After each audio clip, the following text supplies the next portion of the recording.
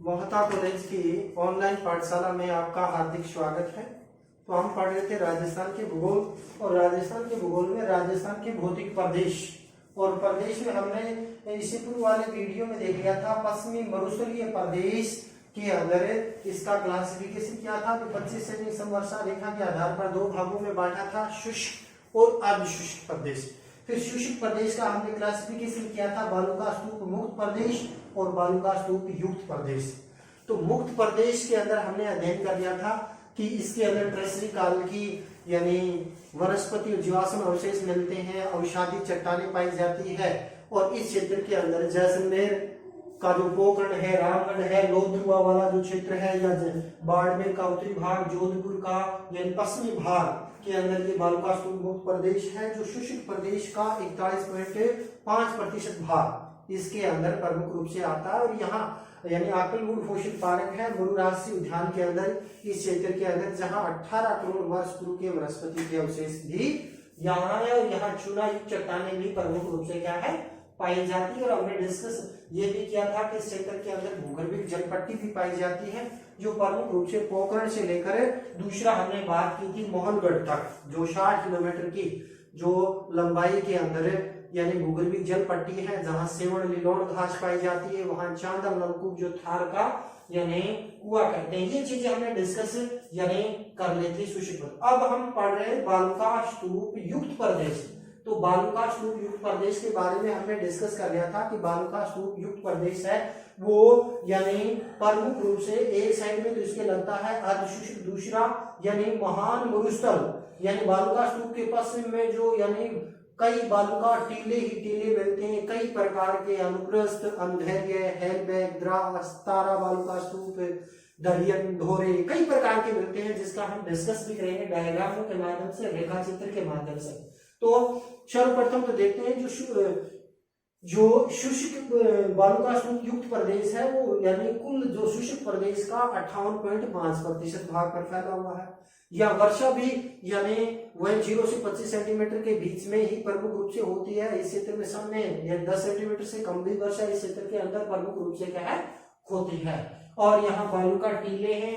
प्राचीन काल में सरस्वती नदी के द्वारा लाए गए जलोढ़ मैदान है, लेकिन बाद में जलवायु परिवर्तन हुई, मिट्टी शुष्क होती गई, मानवीय क्रियाएं बढ़ी, तो यहाँ की नदियों ने मार्ग परिवर्तन कर लिया, जलवायु यानी शुष्क होती गई, जिसके कारण यह डेजर्ट के अंदर, मरुस्थल के अंदर कन्वर्ट प्रमुख रूप से हो गया।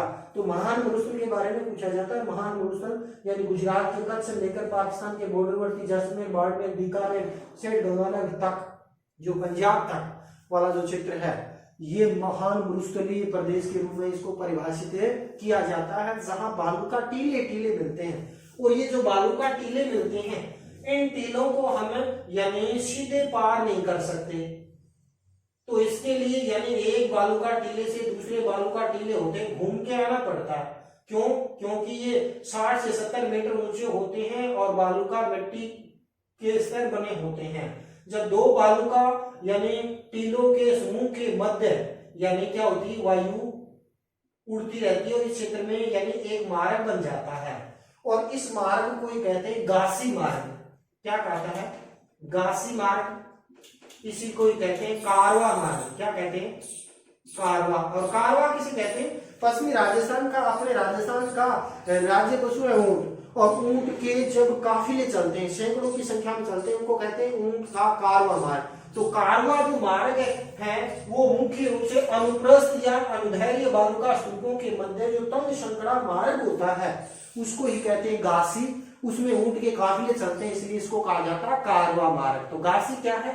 दो अनुप्रस्थ या अनुदैर्घ्य बालुका स्तूपों की श्रृंखला के मध्य जो तंग संकड़ा मार्ग होता है, जिसमें ऊंट के काफिले चलते हैं, तो उसको कारवा मार्ग या गासी मार्ग के रूप में जाना जाता है। कॉलेज लेक्चर में ये प्रश्न यानी आ चुका है, तो 2 नंबर का प्रश्न पूछा जा सकता है, गासी या कारवा मार्ग क्या है।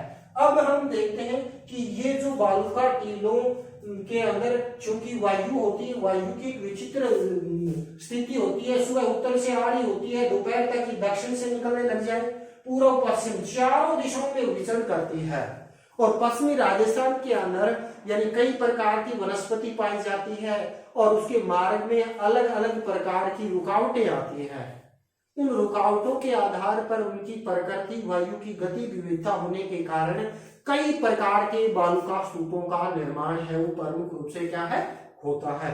तो इन प्रश्नों में पूछ लिया जाता है कि ये बालुका स्तूप है क्या, धोरे, टीले या जिसको धरियन भी कहते हैं, यानी अलग अलग नामों से जाना जाता है, वो उनकी आकृति के आधार पर ये निर्धारित होते हैं कि धरियन किसे कहते हैं, धोरे किसे कहते हैं। तो यानी ये धरती धोरा ही है, यानी कन्हैयालाल सेठिया जो अपने शेखावाटी के थे, चूरू के थे, यानी सुजानगढ़ के पाथर और पीथल के माध्यम से पश्चिमी राजस्थान की मरुधरा की व्याख्या बड़े यानी सुंदर शब्दों में की है, ये धरती धोरारी के रूप में। तो इसके अंदर यदि हम देखें तो पश्चिमी राजस्थान के अंदर यानी शुष्क प्रदेश में कई प्रकार के जो बालू का टीले हैं, इन टीलों को किस नाम से जाना जाता है, और इसको यानी अपने मारवाड़ी भाषा में या देसी भाषा में कहें तो जैसे टीले हैं, धोरे हैं, टीबड़े हैं या बालू का स्तूप इसको कहते हैं, धरियन कहते हैं, इन्हीं को ही मुख्य रूप से क्या है धोरों के रूप में भी परिभाषित किया जाता है। तो ये धोरे, धरियन, बालुका टीले, बालुका स्तूप या टीले या टिब्बे जो है वो अलग अलग यानी वेव के अंदर उनकी आकृति के आधार पर निर्धारित होते हैं। तो इसके अंदर देखते हैं, पहले हम देखेंगे बरखान। तो बरखान क्या है, यानी हमने पढ़ा था यानी स्टेपीज और किर्गिज क्षेत्र में जो अर्धचंद्राकार जो पहाड़ियां उसके लिए किया जाता है, लेकिन अपने राजस्थान में यानी मरुस्थलीय क्षेत्र में जो अर्धचंद्राकार आकृति के जो बालुका टीले होते हैं, उन बालुका टीलों को ही यानी बरखान या बरछान के रूप में परिभाषित किया जाता है। बरखान में जिस दिशा से पवनें आ रही होती है उसका ढाल होता है उत्तल, और उसके विपरीत दिशा वाला भाग होता है अवतल ढाल है, वो प्रमुख रूप से क्या है पाया जाता है। तो हम इस प्रकार परिभाषित कर सकते हैं यानी बरखान को कि अर्धचंद्राकार आकृति के जो बालू का टीले होते हैं, जो अमूमन यदि हम देखें इनकी ऊंचाई तो 10 से यानी 20 मीटर तो ये होते हैं ऊंचे, 10 से 20 मीटर। और इसकी हम बात करें चौड़ाई की तो चौड़ाई इससे 10 गुना यानी 100 से 200 मीटर तक इसकी चौड़ाई कह सकते हैं या इसकी लेंथ कह सकते हैं। तो बरखान की ऊंचाई तो 10 से 20 मीटर और इसकी जो चौड़ाई होती है 100 से 200 मीटर होती है। बरखान में ये प्रश्न आया हुआ है कि अर्धचंद्राकार आकृति के जो बालू का टीले हैं जिसकी यानी ऊंचाई की अपेक्षा उनकी जो चौड़ाई है वो 10 गुना होती है, ऐसे बालू का स्तूप कौन से होते हैं, तो जिसको बरखान, बरछान या अर्धचंद्राकार बालू का स्तूप के रूप में जाना जाता है। जो अपना शेखावाटी है, चूरू, सीकर, झुंझुनू में यानी सर्वाधिक मात्रा में बरखान है वो प्रमुख रूप से क्या है यानी पाए जाते हैं। जो ये बरखान होते हैं, बरखान के लिए अपने चूरू जिले का एक गांव भी प्रसिद्ध है, यानी तारानगर तहसील का एक गांव है भालेरी। तो भालेरी के अंदर सैकड़ों की संख्या में अर्धचंद्राकार बालू का स्तूप है वो प्रमुख रूप से देखने को मिलते हैं। इसके अलावा ये जो बालू का स्तूप है ये जैसलमेर, बाड़मेर, बीकानेर वाले क्षेत्र के अंदर भी प्रमुख रूप से क्या है देखने को मिलते हैं, लेकिन बरखान सर्वाधिक मिलते हैं सीकर, चूरू, झुंझुनू वाला जो शेखावाटी प्रदेश है। अब हम बात करते हैं आगे नेक्स्ट बालू का स्तूप, अनुप्रस्थ बालू का स्तूप, यानी ऐसी बालू का स्तूप जो वायु की दिशा के क्या बने भाई समकोण पर बने, 90 डिग्री का कोण पर बने। जैसे इस डायग्राम के माध्यम से हम देख सकते हैं कि यानी ये बालू का टीलों की श्रृंखला है, इधर से वायु आ रही है और वायु सीधे टकराकर उसके समकोण पर जो निर्मित होने वाले जो बालू का टीले हैं उनको अनुप्रस्थ बालू का स्तूप के रूप में परिभाषित किया जाता है। तो ये समकोण पर होते हैं। सर्वाधिक अनुप्रस्थ बालू का स्तूप मिलते हैं जैसलमेर जिले में। इसके बाद दूसरा स्थान आता है बाड़मेर का। तो यानी वायु की दिशा के समकोण पर जो निर्मित होने वाले बालू का स्तूप को अनुप्रस्थ बालू का स्तूप कहते हैं और ये वायु की दिशा के समकोण पर मिलते हैं, सर्वाधिक जैसलमेर और बाड़मेर में पाए जाते हैं। इसके बाद थर्ड हम बालू का स्तूप बात करते हैं अनुदैर्ध्य, और अनुदैर्घ्य को कहते हैं रेखीय, यानी एक रेखा के रूप में पाए जाते हैं। ये जो बालू का टीले हैं एक रेखा के रूप में सतत रूप में पाए जाते हैं।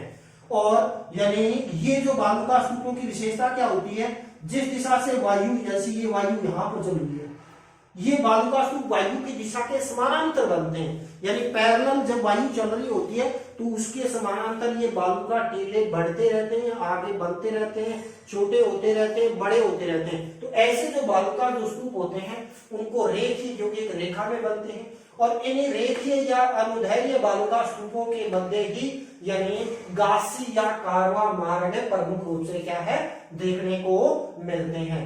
जो ये अनुदैर्घ्य या जो रेखीय बालू का स्तूप है सर्वाधिक मिलते हैं जैसलमेर जिले के अंदर, ये बालू का स्तूप यानी पाए जाते हैं। इसके अलावा अपने शेखावाटी क्षेत्र के अंदर भी एक बालू का स्तूप है वो प्रमुख रूप से देखने को मिलती है। बीकानेर, जैसलमेर, जोधपुर, बाड़मेर वाला जो क्षेत्र है वहां सैकड़ों की संख्या में ये बालू का स्तूप मिलते हैं।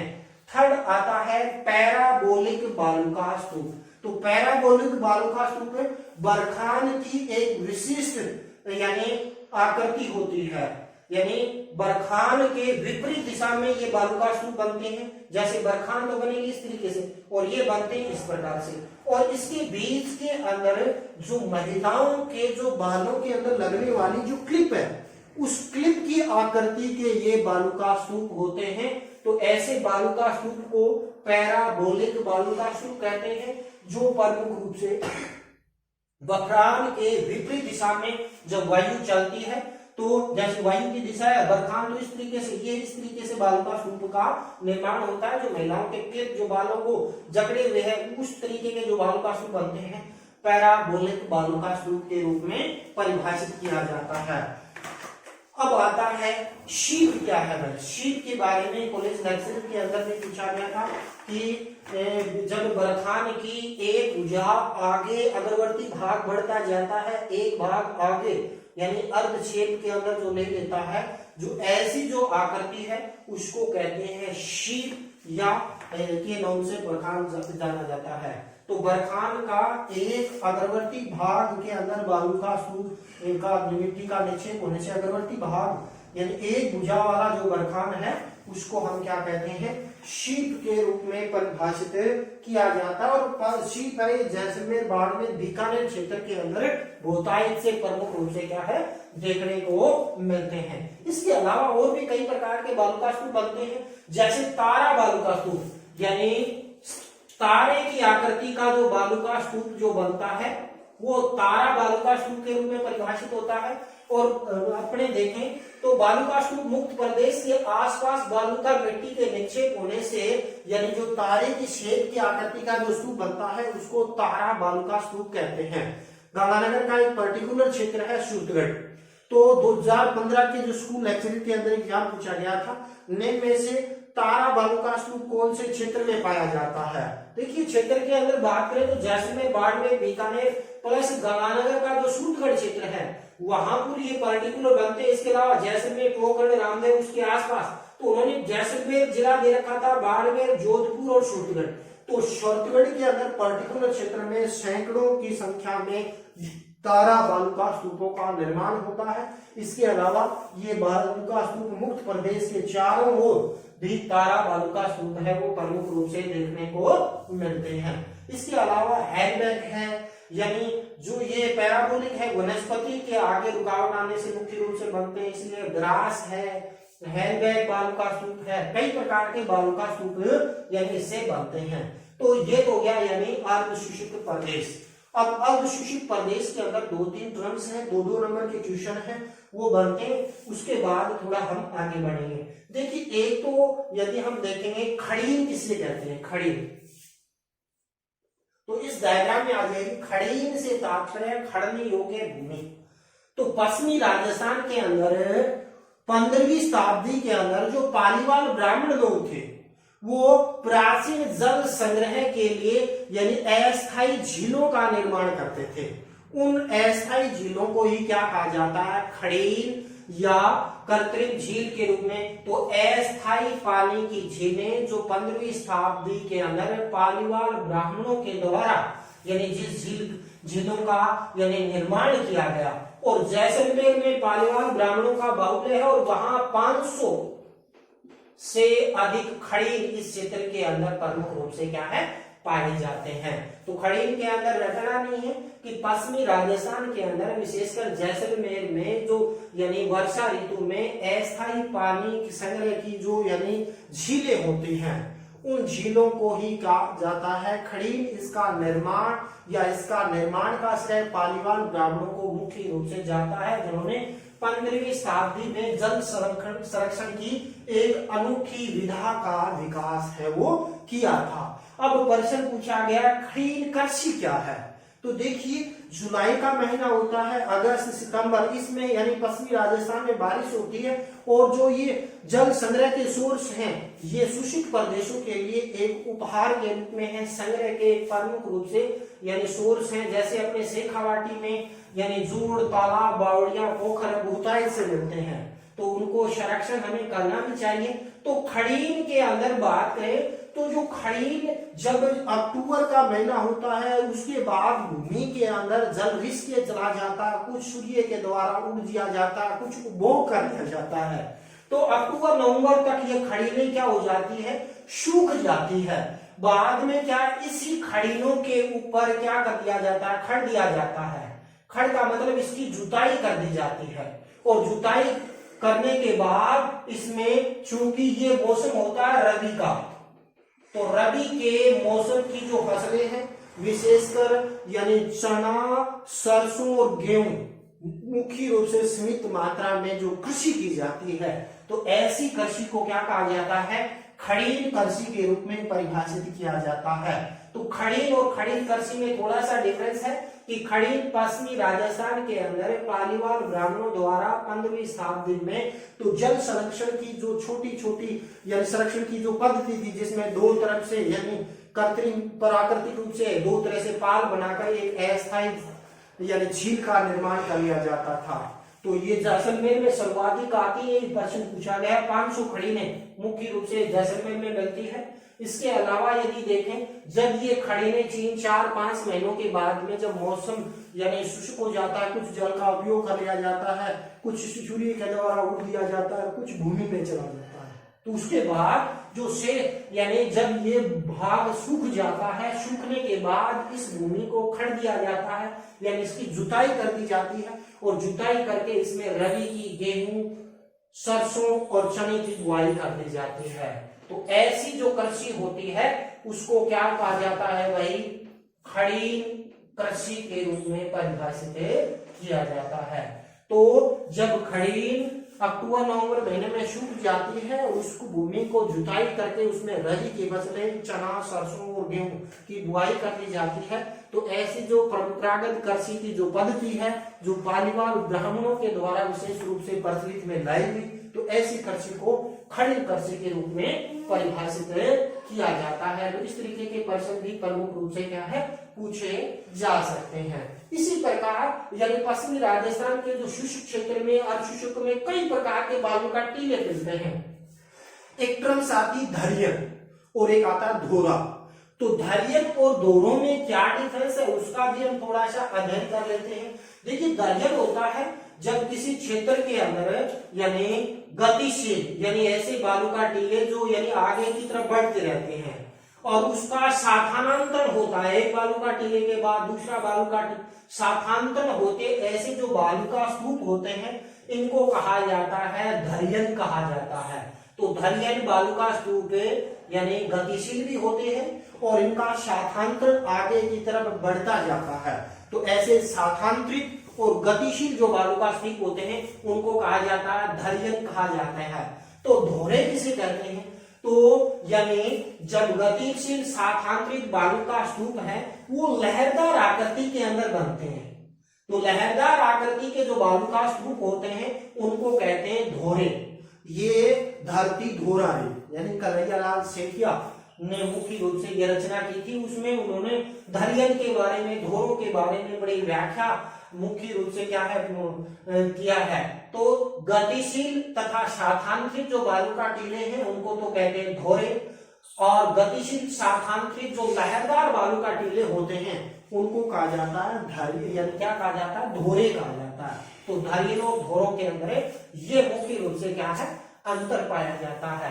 एक अपने यानी पश्चिमी राजस्थान के अंदर रन या टाट क्या है, तो पश्चिमी राजस्थान के अंदर यानी ये क्षेत्र लवणीय है और इस क्षेत्र के अंदर यानी मरुस्थल में लवणीय तथा दलदली व अनुपजाऊ भूमि होती है, या दलदली लवणीय जो यानी मुख्य रूप से भूमि के अंदर जो झील बनती है उसको तो रन या टाट कहते हैं। और ये जब सूख जाता है तो ये काफी लंबे चौड़े क्षेत्र में यानी भूमि के अंदर लवणीय मिट्टी का विस्तार हो जाता है, तो ऐसे क्षेत्र को रन के नाम से परिभाषित किया जाता है। जैसे यानी सबसे बड़ा रन की बात करें तो यानी फिरोजी व बाप का रन है जो मुख्य रूप से जोधपुर में है। इसके अलावा पोखरण का रन भी सबसे बड़ा है, जहापुर यानी भारत सरकार ने मई 1974 को परमाणु परीक्षण किया था।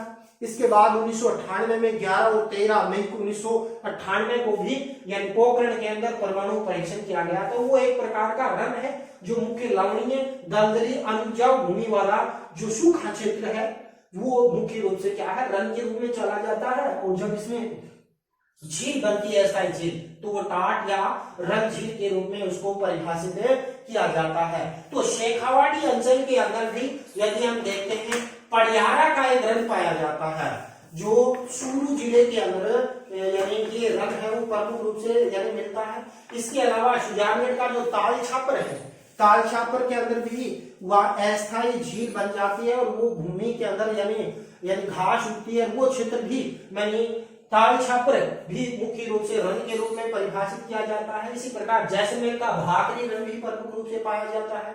बाड़मेर का भोग रन भी प्रमुख रूप से देखने को मिलता है। इसके अलावा पोखरण का रन है, पड़ियारा का रन। तो ये हो गया रन। तो रन या टाट मरुस्थल में जो लवणीय दलदली या कहीं अनुपजाऊ भूमि पर जो अस्थायी झीलें बनती हैं उनको रन झील या टाट झील कहते हैं। और ये जब सूख जाता है उसमें हल्की फुल्की घास उग जाती है और ये काफी मरुस्थलीय क्षेत्र है, वो मुख्य रूप से क्या है, रन के रूप में परिभाषित किया जाता है। जैसे पड़ियारा का रन, ताल छापर का रन, फिरोजी का रन, बाप का रन, पोखरण का रन। और ये प्रमुख रूप से क्या है, भाकरी का रन है या भोग, बाड़मेर का भोग रन भी प्रमुख रूप से देखने को मिलता है। तो ये हो गया रन, हो गया खड़ीन, हो गया। और मुख्य रूप से इसके अलावा हमने दलयन, धोरों के रूप में भी परिभाषित किया था। इससे पूर्व वाले वीडियो में हमने भूगर्भिक जल पट्टी का भी अध्ययन किया था भी यानी प्रमुख रूप से पोखरण से मोहनगढ़ के मध्य 60 किलोमीटर की लंबाई के अंदर यानी भूगर्भिक जल के विशाल भंडार पाए जाते हैं, जहां पर चांगल नलकूप जो थार का घड़ा कहते हैं, और वहां पर लिलोण और श्रवण, अरंज, मुराद प्रकार की घासें पाई जाती है। तो वो क्षेत्र भूगर्भिक जल पट्टी है और जहां राज्य पक्षी गोदावरी भी प्रमुख रूप से देखने को मिलता है। तो ये हो गया। तो घासी मार्ग क्या हो गया, दो अनुप्रस्थ या यूं कहें जो अनुदैर्घ्य बालुका स्तूपों की श्रेणियों के मध्य जो तंग संकरा मार्ग होता है जिसमें यानी ऊंट के काफिले चलते हैं, कारवे चलते हैं, इसी को घासी मार्ग या कारवा मार्ग के रूप में परिभाषित किया जाता है। अब जल्दी से अपने इसको देख लेते हैं अर्धशुष्क प्रदेश। तो अर्धशुष्क प्रदेश है वो प्रमुख रूप से गंगानगर, हनुमानगढ़ का अधिकांश भाग आ जाता है। इसके अलावा चूरू का जो मुख्य रूप से राजगढ़, चूरू और वाला थोड़ा रतनगढ़ वाला जो क्षेत्र, इसके अलावा यदि हम देखें नागौर का, दक्षिणी नागौर का अधिकांश भाग आ जाता है। इसके अलावा जोधपुर का दक्षिणी भाग, पाली का यानी उत्तरी पश्चिमी भाग आ जाता है। इसके अलावा यानी संपूर्ण जालोर आ जाता है, बाड़मेर का दक्षिणी भाग है। ये अर्धशुष्क प्रदेश है।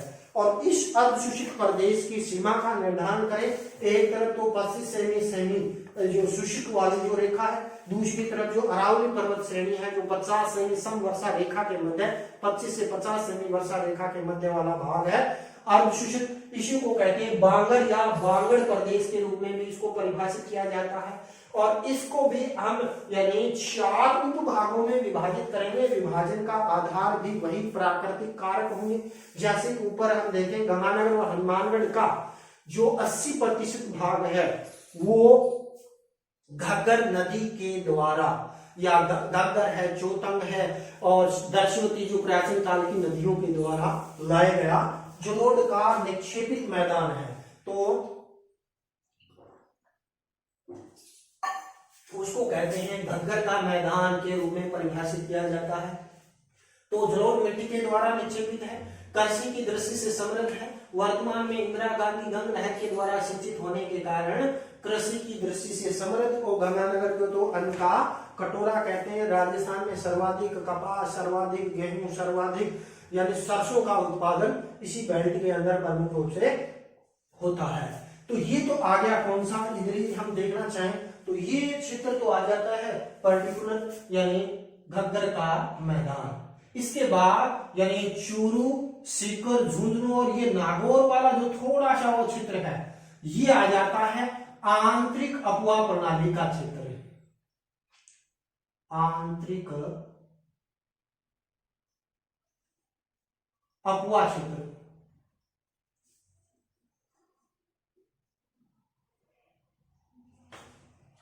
आंतरिक अपवा क्षेत्र। तो आंतरिक अपवा क्षेत्र या इसको हम कहते हैं शेखावाटी प्रदेश, क्योंकि शेखावाटी बोली और तत्कालीन समय में शेखावत राजपूतों का शासन होने के कारण ये प्रदेश शेखावाटी। लेकिन ज्योग्राफिकल रंग के दृष्टिकोण से देखें तो ये क्षेत्र है, यहाँ आंतरिक अपवा प्रणाली पाई जाती है। छोटे क्षार, तालाब और पोखर इस क्षेत्र में बहुतायत से पाए जाते हैं और यानी प्राकृतिक जल सोर्स बहुतायत से मिलते हैं। यहाँ यानी नदियां बहुत ही कम है, एकमात्र नदी है कागली जो सीकर की फंडेला की पहाड़ियों से निकलकर सीकर, झुंझुनू में बहकर चूरू के रड़ुआ गांव तक आती थी। लेकिन अब ये चूरू की सीमा से पूर्व ही प्रमुख रूप से क्या है, समाप्त रहता है। कौन सा, नागौर उच्च भूमि। और नागौर उच्च भूमि है वो प्रमुख रूप से देखें तो नागौर का अधिकांश भाग आ जाता है, दक्षिणी जोधपुर, इसके अलावा थोड़ा सा भाग इसमें पाली का भी प्रमुख रूप से क्या है, आता है। तो ये क्षेत्र है यानी अर्धशुष्क प्रदेश का सबसे ऊंचा भूभाग है, यह 300 से 400 मीटर ऊंचाई लिए हुए है। इस क्षेत्र के अंदर अरावली की चट्टानें और कुछ मरुस्थलीय क्षेत्र की चट्टानें, मिश्रित चट्टानें हैं। इस क्षेत्र के अंदर कई प्रकार की लवणीय और क्षारीयता की समस्या पाई जाती है। इसी कारण क्षेत्र में यानी लूणकरसर है, इसकी डीडवाना है, कौछा, ये जो झीलें हैं वो इस क्षेत्र में प्रमुख रूप से देखने को मिलती है। दूसरा यदि हम देखें इस क्षेत्र के अंदर अजमेर और नागौर के आसपास वाला जो क्षेत्र है, नागौर का और अजमेर का कुछ भाग है, वहां फ्लोराइड जल की मात्रा पाई जाती है। तो इसलिए एक क्वेश्चन पूछा जाता है कुबड़ पट्टी, जिसको बांका पट्टी भी कहते हैं। तो फ्लोराइड युक्त जल का सेवन करने से नागौर और अजमेर के आसपास वाले जो कुछ क्षेत्र है वहां के लोगों के दांत पीले मिलेंगे। और जैसे 30 से 40 साल की उम्र हो जाती है, फ्लोराइड युक्त जल का सेवन करने से उनकी हड्डियां टेढ़ी मेढ़ी हो जाती है, चाल टेढ़ी मेढ़ी हो जाती है। इसलिए इसको क्यों, कैल्शियम रासायनिक यानी फ्लोराइड रासायनिक क्रिया करती है किसके साथ में, यानी कैल्शियम के साथ में, जिसके कारण यानी ये बांका पट्टी के रूप में भी परिभाषित किया जाता है। कुबड़ पट्टी के लिए अजमेर और नागौर के अंदर ये कुबड़ पट्टी पाई जाती है। वैसे देखें तो नागौरी मेथी के लिए भी के रूप से क्या है, विशेष रूप से क्या है यानी प्रसिद्ध है। तो कई खारे पानी की झीलें भी यहाँ पाई जाती है। अंत में देखते हैं यानी ये आ जाता है जालोर और पाली का आधा भाग, कुछ थोड़ा सा जोधपुर और बाड़मेर वाला जो क्षेत्र है, ये क्षेत्र है लूणी नदी का अपवा क्षेत्र। लूणी तथा उनकी सहायक नदियां मेथड़ी, सोंकड़ी, जवाई, बांडी, साकी और जोजरी, ये जो नदियां हैं उनके द्वारा निक्षेपित ये मैदानी भाग है। लूणी नदी बालोतरा तक तो जलविटा रहता है, उसके बाद खारा होता है क्योंकि वहां यानी लवणीय चट्टानों में से होकर बहती है। तो इस क्षेत्र यानी गोडवार बेसिन के रूप में भी जाना जाता है, अरावली से लगता हुआ क्षेत्र है। और इस क्षेत्र के अंदर जालोर जो इसनकोल के लिए भी मुख्य रूप से क्या है, विख्यात इसके रूप में माना जाता है। तो आज हमने यानी पश्चिमी का जो मरुस्थलीय प्रदेश का जो शुष्क प्रदेश का बालू का स्तूप युक्त प्रदेश, इसके अलावा शेखावाटी प्रदेश, इसके अलावा यानी धोरे, धरियन, खड़ीन, कृषि, रन, टाट के रूप में भी विस्तार से अध्ययन किया, या रन किसे कहते हैं उनका भी हमने अध्ययन किया। और इसी के साथ क्या है आज का वीडियो अपने यहीं समाप्त करते हैं। जय हिंद, जय भारत।